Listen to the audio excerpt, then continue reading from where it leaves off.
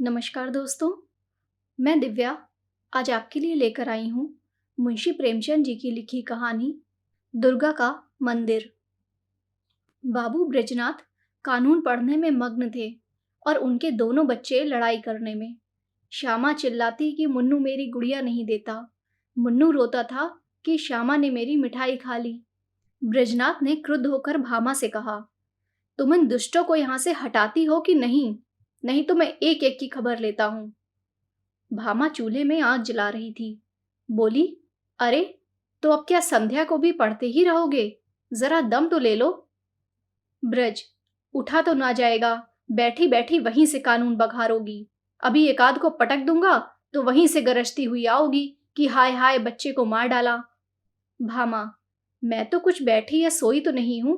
जरा एक घड़ी तुम ही लड़कों को बहलाओगे तो क्या होगा? कुछ मैंने ही तो उनकी नौकरी नहीं लिखाई। ब्रजनाथ से कोई जवाब न देते बन पड़ा। क्रोध पानी के समान बहाव का मार्ग न पाकर और भी प्रबल हो जाता है। यद्यपि ब्रजनाथ नैतिक सिद्धांतों के ज्ञाता थे, पर उनके पालन में इस समय कुशल न दिखाई दी। मुद्दई और मुद्दा लेह दोनों को एक ही लाठी हाँका और दोनों को रोते चिल्लाते छोड़ कानून का ग्रंथ बगल में दबा कॉलेज पार की राह ली। सावन का महीना था। आज कई दिन के बाद बादल हटे थे।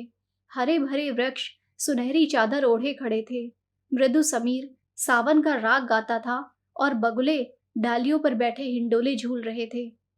ब्रजनाथ एक बेंच पर आ बैठे और किताब खोली, लेकिन इस ग्रंथ की अपेक्षा प्रकृति ग्रंथ का अवलोकन अधिक चित्ताकर्षक था। कभी आसमान को पढ़ते थे, कभी पत्तियों को, कभी छवि में हरियाली को और कभी सामने मैदान में खेलते हुए लड़कों को। एकाएक उन्हें सामने घास पर कागज की एक पुड़िया दिखाई दी। माया ने जिज्ञासा की, आड़ में चलो, देखें इसमें क्या है। बुद्धि ने कहा, तुमसे मतलब, पड़ी रहने दो। लेकिन जिज्ञासा रूपी माया की जीत हुई। ब्रजनाथ ने उठकर पुड़िया उठा ली। कदाचित किसी के पैसे पुड़िया में लिपटे गिर पड़े हैं। खोल कर देखा, सावरेन थे। गिना, पूरे 8 निकले। कुतूहल की सीमा न रही। ब्रजनाथ की छाती धड़कने लगी। 8 सावरेन हाथ में लिए सोचने लगे, इन्हें क्या करूं? अगर यहीं रख दूं तो न जाने किसकी नजर पड़े, न मालूम कौन उठा ले जाए। नहीं, यहाँ रखना उचित नहीं। चलूं, थाने में इत्तला कर दूं और ये सावरेन थानेदार को सौंप दूं। जिसके होंगे वह आप ले जाएगा, या अगर उसको ना भी मिले तो मुझ पर कोई दोष न रहेगा। मैं तो अपने उत्तरदायित्व से मुक्त हो जाऊंगा। माया ने पर्दे की आड़ से मंत्र मारना शुरू किया। वह थाने नहीं गए। सोचा, चलूं, भामा से एक दिल्लगी करूं। भोजन तैयार होगा, कल इत्मीनान से थाने जाऊंगा। भामा ने सावरेन देखे तो हृदय में एक गुदगुदी सी हुई। पूछा, किसकी है? ब्रज, मेरी। भामा, चलो, कहीं हो ना। ब्रज, पड़ी मिली है। भामा, झूठ बात, ऐसे ही भाग्य के बली हो तो सच बताओ, कहाँ मिली, किसकी है? ब्रज, सच कहता हूँ, पड़ी मिली है। भामा, मेरी कसम? ब्रज, तुम्हारी कसम। भामा गिन्नियों को पति के हाथ से छीनने की चेष्टा करने लगी। ब्रजनाथ ने कहा, क्यों छीनती हो? भामा, लाओ, मैं अपने पास रख लूं। ब्रज, रहने दो, मैं इसकी इत्तला करने थाने जाता हूँ। भामा का मुख मलिन हो गया। बोली, पड़े हुए धन की क्या इत्तला? ब्रज, हाँ और क्या, इन 8 गिन्नियों के लिए ईमान बिगाड़ूंगा। भामा, अच्छा तो सवेरे चले जाना, इस समय जाओगे तो आने में देर होगी। ब्रजनाथ ने भी सोचा, यही अच्छा। थाने वाले रात को तो कोई कार्रवाई करेंगे नहीं। जब अशरफियों को पड़ा ही रहना है, तब जैसे थाना वैसे मेरा घर। गिन्नियां संदूक में रख दी। खा पी कर लेटे तो भामा ने हंसकर कहा, आया धन क्यों छोड़ते हो? लाओ, मैं अपने लिए गुलूबंद बनवा लूं, बहुत दिनों से जी तरस रहा है। माया ने इस समय हास्य का रूप धारण किया। ब्रजनाथ ने तिरस्कार करके कहा, गुलूबंद की लालसा में गले में फांसी लगाना चाहती हो क्या? प्रातःकाल ब्रजनाथ थाने के लिए तैयार हुए। कानून का एक लेक्चर छूट जाएगा, कोई हर्ज नहीं। वह इलाहाबाद के हाई कोर्ट में अनुवादक थे। नौकरी में उन्नति की आशा न देखकर साल भर से वकालत की तैयारी में मग्न थे, लेकिन अभी कपड़े पहन ही रहे थे कि उनके एक मित्र मुंशी गोरेलाल आकर बैठ गए और अपनी पारिवारिक दुश्चिंताओं की राम कहानी सुनाकर अत्यंत विनीत भाव से बोले, भाई साहब, इस समय मैं इन झंझटों में ऐसा फंस गया हूं कि बुद्धि कुछ काम नहीं करती। तुम बड़े आदमी हो, इस समय कुछ सहायता करो। ज्यादा नहीं, 30 रुपए दे दो। किसी न किसी तरह काम चला लूंगा। आज 30 तारीख है, कल शाम को तुम्हें रुपए मिल जाएंगे। ब्रजनाथ बड़े आदमी तो ना थे, किंतु बड़प्पन की हवा बांध रखी थी। यह मिथ्याभिमान उनके स्वभाव की एक दुर्बलता थी। केवल अपने वैभव का प्रभाव डालने के लिए ही वह बहुधा मित्रों की छोटी मोटी आवश्यकताओं पर अपनी वास्तविक आवश्यकताओं को निछावर कर दिया करते थे। लेकिन भामा को इस विषय में उनसे सहानुभूति न थी। इसलिए जब ब्रजनाथ पर इस प्रकार का संकट आ पड़ता था, तब थोड़ी देर के लिए उनकी पारिवारिक शांति अवश्य नष्ट हो जाती थी। उनमें इनकार करने या टालने की हिम्मत न थी। वह सकुचाते हुए भामा के पास गए और बोले, तुम्हारे पास 30 रुपए तो ना होंगे? मुंशी गोरेलाल मांग रहे हैं। भामा ने रुखाई से कहा, मेरे पास तो रुपए नहीं। ब्रज, होंगे तो जरूर, बहाना करती हो। भामा, अच्छा, बहाना ही सही। ब्रज, तो मैं उनसे क्या कह दूं?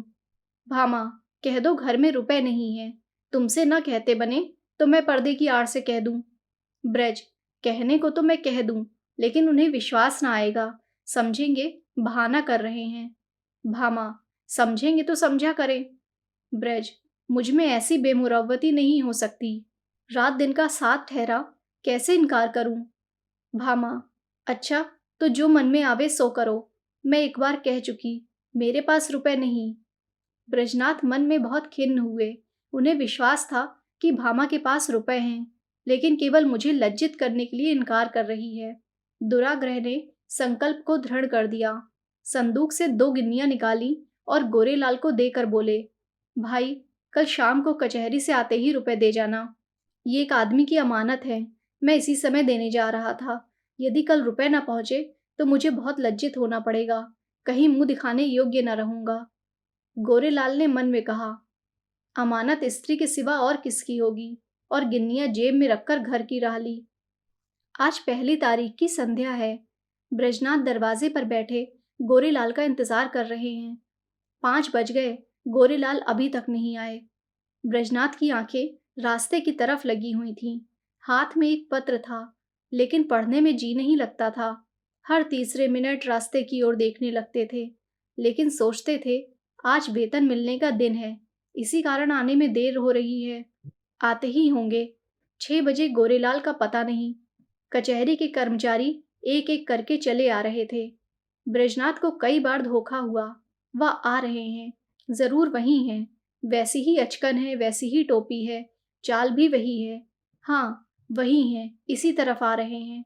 अपने हृदय से एक बोझ सा उतरता मालूम हुआ, लेकिन निकट आने पर ज्ञात हुआ कि कोई और है। आशा की कल्पित मूर्ति दुराशा में बदल गई। ब्रजनाथ का चित्त खिन्न होने लगा। वह एक बार कुर्सी से उठे, बरामदे की चौखट पर खड़े हो सड़क पर दोनों तरफ निगाह दौड़ाई। कहीं पता नहीं। 2-3 बार दूर से आते हुए इक्कों को देखकर गोरेलाल को भ्रम हुआ। आकांक्षा की प्रबलता। 7 बजे चिराग जल गए। सड़क पर अंधेरा छाने लगा। ब्रजनाथ सड़क पर उद्विग्न भाव से टहलने लगे। इरादा हुआ गोरेलाल के घर चलूं। उधर कदम बढ़ाया, लेकिन हृदय कांप रहा था कि कहीं वह रास्ते में आते हुए न मिल जाए, तो समझें कि थोड़े से रुपयों के लिए इतने व्याकुल हो गए। थोड़ी ही दूर गए कि किसी को आते देखा। भ्रम हुआ, गोरेलाल हैं। मुड़े और सीधे बरामदे में आकर दम लिया, लेकिन फिर वही धोखा, फिर वही भ्रांति। तब सोचने लगे कि इतनी देर क्यों हो रही है? क्या अभी तक वह कचहरी से ना आए होंगे? ऐसा कदापि नहीं हो सकता। उनके दफ्तर वाले मुद्दत हुई, निकल गए। बस 2 बातें हो सकती हैं। या तो उन्होंने कल आने का निश्चय कर लिया, समझे होंगे रात को कौन जाए, या जानबूझकर बैठे होंगे, देना ना चाहते होंगे। उस समय उनको गरज थी, इस समय मुझे गरज है। मैं ही किसी को क्यों न भेज दूं, लेकिन किसे भेजूं? मुन्नू जा सकता है, सड़क ही पर मकान है। यह सोचकर कमरे में गए, लैंप जलाया और पत्र लिखने बैठे। मगर आंखें द्वार ही की ओर लगी हुई थीं। अकस्मात किसी के पैरों की आहट सुनाई दी, परंतु पत्र को एक किताब के नीचे दबा दिया और बरामदे में चले आए। देखा, पड़ोस का एक कुंजड़ा तार पढ़ाने आया है। उससे बोले, भाई, इस समय फुर्सत नहीं है, थोड़ी देर में आना। उसने कहा, बाबूजी, घर भर के आदमी घबराए हैं, जरा एक निगाह देख लीजिए। निदान ब्रजनाथ ने झुंझलाकर उसके हाथ से तार ले लिया और सरसरी नजर से देखकर बोले, कलकत्ते से आया है, माल नहीं पहुंचा। कुंजड़े ने डरते डरते कहा, बाबूजी, इतना और देख लीजिए किसने भेजा है। इस पर ब्रजनाथ ने तार फेंक दिया और बोले, मुझे इस वक्त फुर्सत नहीं है। 8 बज गए। ब्रजनाथ को निराशा होने लगी। मुन्नू इतनी रात बीते नहीं जा सकता। मन में निश्चय किया, आज ही जाना चाहिए।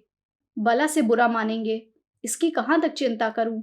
स्पष्ट कह दूंगा, मेरे रुपए दे दो। भलमनसी भले मानसों से निभाई जा सकती है, ऐसे धूर्तों के साथ भलमनसी का व्यवहार करना मूर्खता है। अचकन पहनी, घर में जाकर भामा से कहा, जरा एक काम से बाहर जाता हूँ, किवाड़े बंद कर लो। चलने को तो चले, लेकिन पग पग पर रुकते जाते थे। गोरेलाल का घर दूर से दिखाई दिया। लैंप जल रहा था। ठिठक गए और सोचने लगे, चलकर क्या कहूंगा। कहीं उन्होंने जाते जाते रुपए निकालकर दे दिए और देर के लिए क्षमा मांगी तो मुझे बड़ी झेप होगी। वह मुझे शुद्र, ओछा, धैर्यहीन समझेंगे। नहीं, रुपयों की बातचीत करूं ही क्यों। कहूंगा, भाई, घर में बड़ी देर से पेट दर्द कर रहा है, तुम्हारे पास पुराना तेज सिरका तो नहीं है। मगर नहीं, यह बहाना कुछ भद्दा सा प्रतीत होता है। साफ कलई खुल जाएगी। इस झंझट की जरूरत ही क्या है। वह मुझे देखकर आप ही समझ जाएंगे। इस विषय में बातचीत की कुछ नौबत ही ना आवेगी। ब्रजनाथ इसी उधेड़ बुन में आगे बढ़ते चले जाते थे। जैसे नदी में लहरें चाहे किसी ओर चले, धारा अपना मार्ग नहीं छोड़ती। गोरेलाल का घर आ गया। द्वार बंद था। ब्रजनाथ को उन्हें पुकारने का साहस ना हुआ। समझे खाना खा रहे होंगे।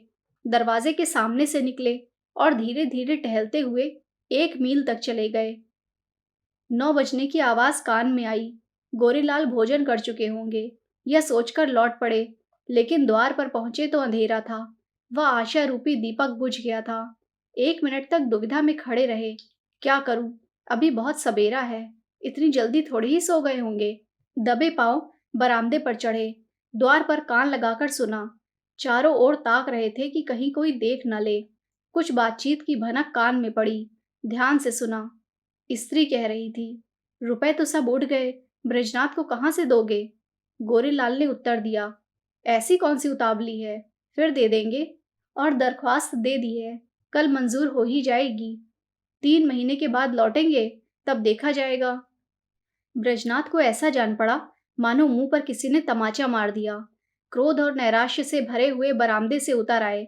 घर चले तो सीधे कदम ना पड़ते थे, जैसे कोई दिन भर का थका मांदा पथिक हो। ब्रजनाथ रात भर करवटें बदलते रहे। कभी गोरीलाल की धूर्तता पर क्रोध आता था, कभी अपनी सरलता पर। मालूम नहीं किस गरीब के रुपए हैं, उस पर क्या बीती होगी। लेकिन अब क्रोध या खेद से क्या लाभ। सोचने लगे, रुपए कहाँ से आवेंगे। भामा पहले ही इनकार कर चुकी है, वेतन में इतनी गुंजाइश नहीं। 10-5 रुपए की बात होती तो कतर ब्योत करता। तो क्या करूं, किसी से उधार लूं, मगर मुझे कौन देगा। आज तक किसी से मांगने का संयोग नहीं पड़ा, और अपना कोई ऐसा मित्र है भी तो नहीं। जो लोग हैं मुझी को सताया करते हैं, मुझे क्या देंगे। हाँ, यदि कुछ दिन कानून छोड़कर अनुवाद करने में परिश्रम करूं तो रुपए मिल सकते हैं।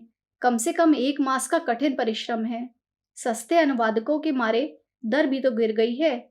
हाँ निर्दयी, तूने बड़ी दगा की, न जाने किस जन्म का बैर चुकाया, कहीं का न रखा। दूसरे दिन से ब्रजनाथ को रुपयों की धुन सवार हुई। सवेरे कानून के लेक्चर में सम्मिलित होते, संध्या को कचहरी से तजबीजों का पुलिंदा घर लाते और आधी रात तक बैठे अनुवाद किया करते। सिर उठाने की मोहलत न मिलती। कभी 1-2 भी बज जाते। जब मस्तिष्क बिल्कुल शिथिल हो जाता, तब विवश होकर चारपाई पर पड़े रहते। लेकिन इतने परिश्रम का अभ्यास न होने के कारण कभी कभी सिर में दर्द होने लगता, कभी पाचन क्रिया में विघ्न पड़ जाता, कभी ज्वर चढ़ाता। तिस पर भी वह मशीन की तरह काम में लगे रहते। भामा कभी कभी झुंझला कर कहती, अजी लेट भी रहो, बड़े धर्मात्मा बने हो। तुम्हारे जैसे 10-5 आदमी और होते तो संसार का काम ही बंद हो जाता। ब्रजनाथ इस बाधाकारी व्यंग का उत्तर न देते। दिन निकलते ही फिर वही चरखा ले बैठते। यहाँ तक कि 3 सप्ताह बीत गए और 25 रुपए हाथ आ गए। ब्रजनाथ सोचते थे 2-3 दिन में बेड़ा पार है, लेकिन 21वें दिन उन्हें प्रचंड ज्वर चढ़ाया और 3 दिन तक न उतरा। छुट्टी लेनी पड़ी। शैय्या सेवी बन गए। भादों का महीना था। भामा ने समझा पित्त का प्रकोप है, लेकिन जब 1 सप्ताह तक डॉक्टर की औषधि सेवन करने पर भी ज्वर न उतरा, तब घबराई। ब्रजनाथ प्रायः ज्वर में बकझक भी करने लगते। भामा सुनकर डर के मारे कमरे में से भाग जाती। बच्चों को पकड़कर दूसरे कमरे में बंद कर देती। अब उसे शंका होने लगती थी कि कहीं यह कष्ट उन्हीं रुपयों के कारण तो नहीं भोगना पड़ रहा है। कौन जाने, रुपए वाले ने कुछ कर धर दिया हो। जरूर यही बात है, नहीं तो औषधि से लाभ क्यों नहीं होता। संकट पड़ने पर हम धर्म भीरू हो जाते हैं। औषधियों से निराश होकर देवताओं की शरण लेते हैं। भामा ने भी देवताओं की शरण ली। वह जन्माष्टमी, शिवरात्रि और तीज के सिवा कोई व्रत न रखती थी। इस बार उसने नवरात्रा का कठिन व्रत शुरू किया। 8 दिन पूरे हो गए। अंतिम दिन आया। प्रभात का समय था। भामा ने ब्रजनाथ को दवा पिलाई और दोनों बालकों को लेकर दुर्गा जी की पूजा करने के लिए चली। उसका हृदय आराध्य देवी के प्रति श्रद्धा से परिपूर्ण था। मंदिर के आंगन में पहुंची। उपासक आसनों पर बैठे हुए दुर्गा पाठ कर रहे थे। धूप और अगर की सुगंध उड़ रही थी। उसने मंदिर में प्रवेश किया। सामने दुर्गा की विशाल प्रतिमा शोभायमान थी। उसके मुखार विंद पर एक विलक्षण दीप्ति झलक रही थी। बड़े बड़े उज्जवल नेत्रों से प्रभा की किरणें छिटक रही थीं। पवित्रता का एक समा सा छाया हुआ था। भामा इस दीप्तवर्ण मूर्ति के सम्मुख सीधे आंखों से ताक न सकी। उसके अंतःकरण में एक निर्बल, विशुद्ध, भावपूर्ण भय का उदय हो आया। उसने आंखें बंद कर ली, घुटनों के बल बैठ गई और हाथ जोड़कर करुण स्वर से बोली, माता, मुझ पर दया करो। उसे ऐसा ज्ञात हुआ मानो देवी मुस्कुराई। उसे उन दिव्य नेत्रों से एक ज्योति सी निकलकर अपने हृदय में आती हुई मालूम हुई। उसके कानों में देवी के मुंह से निकले ये शब्द सुनाई दिए, पराया धन लौटा दे, तेरा भला होगा। भामा उठ बैठी। उसकी आंखों में निर्मल भक्ति का आभास झलक रहा था। मुखमंडल से पवित्र प्रेम बरसा पड़ता था। देवी ने कदाचित उसे अपनी प्रभा के रंग में डुबो दिया था। इतने में दूसरी एक स्त्री आई। उसके उज्जवल केश बिखरे और मुरझाए हुए चेहरे के दोनों ओर लटक रहे थे। शरीर पर केवल एक श्वेत साड़ी थी। हाथों में चूड़ियों के सिवा और कोई आभूषण न था। शोक और नैराश्य की साक्षात मूर्ति मालूम होती थी। उसने भी देवी के सामने सिर झुकाया और दोनों हाथों से आंचल फैलाकर बोली, देवी, जिसने मेरा धन लिया हो उसका सर्वनाश करो। जैसे सितार मिजराब की चोट खाकर थरथरा उठता है, उसी प्रकार भामा का हृदय अनिष्ट के भय से थरथरा उठा। ये शब्द तीव्र शर के समान उसके कलेजे में चुभ गए। उसने देवी की ओर कातर नेत्रों से देखा। उनका ज्योतिर्मय स्वरूप भयंकर था। नेत्रों से भीषण ज्वाला निकल रही थी। भामा के अंतःकरण में सर्वत्र आकाश से, मंदिर के सामने वाले वृक्षों से, मंदिर के स्तंभों से, सिंहासन के ऊपर जलते हुए दीपक से और देवी के विकराल मुंह से ये शब्द निकलकर गूंजने लगे, पराया धन लौटा दे, नहीं तो तेरा सर्वनाश हो जाएगा। भामा खड़ी हो गई और उस वृद्धा से बोली, क्यों माता, तुम्हारा धन किसी ने ले लिया है? वृद्धा ने इस प्रकार उसकी ओर देखा मानो डूबते को तिनके का सहारा मिला। बोली, हाँ बेटी। भामा, कितने दिन हुए? वृद्धा, कोई 1.5 महीना। भामा, कितने रुपए थे? वृद्धा, पूरे 120। भामा, कैसे खोए? वृद्धा, क्या जाने, कहीं गिर गए। मेरे स्वामी पलटन में नौकर थे। आज कई बरस हुए वह परलोक सिधारे। अब मुझे सरकार से 60 रुपए साल पेंशन मिलती है। अब की 2 साल की पेंशन एक ही साथ मिली थी। खजाने से रुपए लेकर आ रही थी। मालूम नहीं कब और कहाँ गिर पड़े। 8 गिन्नियाँ थीं। भामा, अगर वे तुम्हें मिल जाएं तो क्या दोगी? वृद्धा, अधिक नहीं, उसमें से 50 रुपए दे दूंगी। भामा, रुपए क्या होंगे, कोई उससे अच्छी चीज दो। वृद्धा, बेटी और क्या दूं, जब तक जीऊंगी तुम्हारा यश गाऊंगी। भामा, नहीं, इसकी मुझे आवश्यकता नहीं। वृद्धा, बेटी, इसके सिवा मेरे पास क्या है? भामा, मुझे आशीर्वाद दो, मेरे पति बीमार हैं, वह अच्छे हो जाएं। वृद्धा, क्या उन्हीं को रुपए मिले हैं? भामा, हाँ, वह उसी दिन से तुम्हें खोज रहे हैं। वृद्धा घुटनों के बल बैठ गई और आंचल फैलाकर कंपित स्वर से बोली, देवी, इनका कल्याण करो। भामा ने फिर देवी की ओर सशंक दृष्टि से देखा। उनके दिव्य रूप पर प्रेम का प्रकाश था। आंखों में दया की आनंददायिनी झलक थी। उस समय भामा के अंतःकरण में कहीं स्वर्गलोक से यह ध्वनि सुनाई दी, जा, तेरा कल्याण होगा। संध्या का समय है। भामा ब्रजनाथ के साथ इक्के पर बैठी तुलसी के घर उसकी थाती लौटाने जा रही है। ब्रजनाथ के बड़े परिश्रम की कमाई तो डॉक्टर की भेंट हो चुकी है, लेकिन भामा ने एक पड़ोसी के हाथ अपने कानों के झुमके बेचकर रुपए जुटाए हैं। जिस समय झुमके बनकर आए थे, भामा बहुत प्रसन्न थी। आज उन्हें बेचकर वह उससे भी अधिक प्रसन्न है। जब ब्रजनाथ ने 8 गिन्नियां उसे दिखाई थीं, उसके हृदय में एक गुदगुदी सी हुई थी, लेकिन यह हर्ष मुख पर आने का साहस न कर सका था। आज उन गिन्नियों को हाथ से जाते समय उसका हार्दिक आनंद आंखों में चमक रहा है, ओठों पर नाच रहा है, कपोलों को रंग रहा है और अंगों पर किलोल कर रहा है। वह इंद्रियों का आनंद था, यह आत्मा का आनंद है। वह आनंद लज्जा के भीतर छुपा हुआ था, यह आनंद गर्व से बाहर निकला पड़ता है। तुलसी का आशीर्वाद सफल हुआ। आज पूरे 3 सप्ताह के बाद ब्रजनाथ तकिए के सहारे बैठे थे। वह बार बार भामा को प्रेम पूर्ण नेत्रों से देखते थे। वह आज उन्हें देवी मालूम होती थी। अब तक उन्होंने उसके बाह्य सौंदर्य की शोभा देखी थी, आज वह उसका आत्मिक सौंदर्य देख रहे थे। तुलसी का घर एक गली में था। इक्का सड़क पर जाकर ठहर गया। ब्रजनाथ इक्के पर से उतरे और अपनी छड़ी टेकते हुए भामा के हाथों के सहारे तुलसी के घर पहुंचे। तुलसी ने रुपए लिए और दोनों हाथ फैलाकर आशीर्वाद दिया, दुर्गा जी तुम्हारा कल्याण करें। तुलसी का वर्णहीन मुख वैसे ही खिल गया जैसे वर्षा के पीछे वृक्षों की पत्तियां खिल जाती हैं। सिमटा हुआ अंग फैल गया, गालों की झुर्रियां मिटती दिख पड़ी। ऐसा मालूम होता था मानो उसका कायाकल्प हो गया। वहां से आकर ब्रजनाथ अपने द्वार पर बैठे हुए थे कि गोरेलाल आकर बैठ गए। ब्रजनाथ ने मुंह फेर लिया। गोरेलाल बोले, भाई साहब, कैसी तबीयत है? ब्रजनाथ, बहुत अच्छी तरह हूँ। गोरेलाल, मुझे क्षमा कीजिएगा, मुझे इसका बहुत खेद है कि आपके रुपए देने में इतना विलंब हुआ। पहली तारीख ही को घर से एक आवश्यक पत्र आ गया और मैं किसी तरह 3 महीने की छुट्टी लेकर घर भागा। वहां की विपत्ति कथा कहूं तो समाप्त ना हो, लेकिन आपकी बीमारी का शोक समाचार सुनकर आज भागा चला आ रहा हूँ। ये लीजिए, रुपए हाजिर हैं। इस विलंब के लिए अत्यंत लज्जित हूँ। ब्रजनाथ का क्रोध शांत हो गया। विनय में कितनी शक्ति है। बोले, जी हाँ, बीमार तो था, लेकिन अब अच्छा हो गया हूँ। आपको मेरे कारण व्यर्थ कष्ट उठाना पड़ा। यदि इस समय आपको असुविधा हो तो रुपए फिर दे दीजिएगा।